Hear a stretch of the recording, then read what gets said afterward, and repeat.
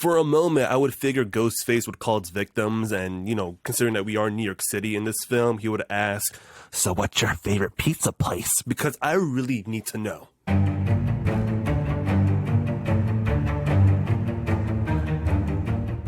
Hey, it's Peter from Extra Butter News. Welcome to my review for Scream 6. This is directed by Radio Silence, who also directed Scream 5, and it also stars a big cast here. We got Melissa Barrera, Jenna Ortega, Courtney Cox, Jasmine Savory Brown, Mason Gooding, and Hayden Panettiere. And the premise of this film is, following the latest Ghostface killings, the 4 survivors leave Woodsboro behind and start a fresh chapter in New York City. And for context, I didn't really enjoy Scream 5. I mean, I could be a bit biased because they, of course, had to kill one of my favorite characters in the Scream franchise. Rest in peace, Dewey. But I was still optimistic on, what can this film actually deliver? Is it going to be a nail in the coffin on this franchise or not? And surprisingly, I really enjoyed this film. I think the beauty about this particular film is the 4 main characters, or as they call it, the 4 core.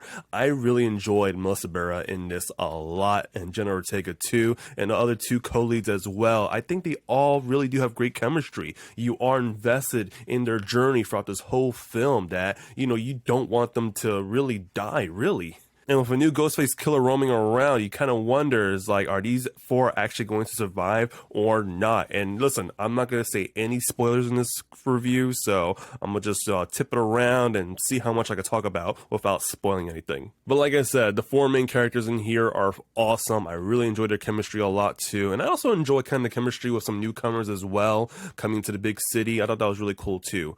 Now, Ghostface himself, man, there were some brutal stabbings in this film. I mean, I don't know how they make you feel so uneasy when you see these stabbings and the noises that it actually makes. I actually felt a little bit uncomfortable for a moment. But I do believe, if someone does get stabbed, I mean, it's gotta be very painful, right? I mean, I'm not sure how some of these characters survive some of these killings or some of these stabbings. I mean, I won't say who and what, but it does make you wonder, if you got stabbed right in the stomach, I mean, listen, I'm out.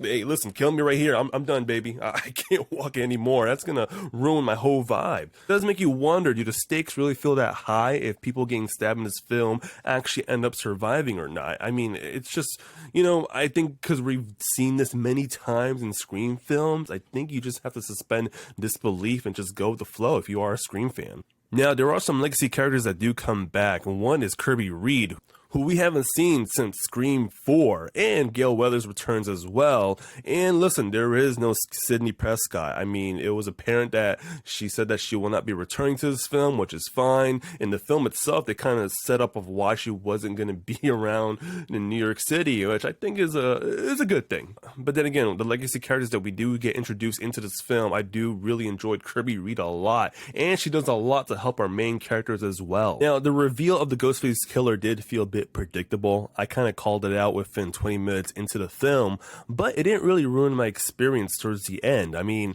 the motive for Ghostface was pretty earned, and you kind of do understand why, and I thought it was pretty interesting. And those last 20 minutes were pretty fun, I'm not gonna lie to you. I mean, Melissa Barrera kicks it up a notch too. She is awesome. I mean, I won't say much, but some of those scenes, she goes there, man. She's great. I mean, if you're a Scream fan, you're really gonna enjoy this a lot too, especially her.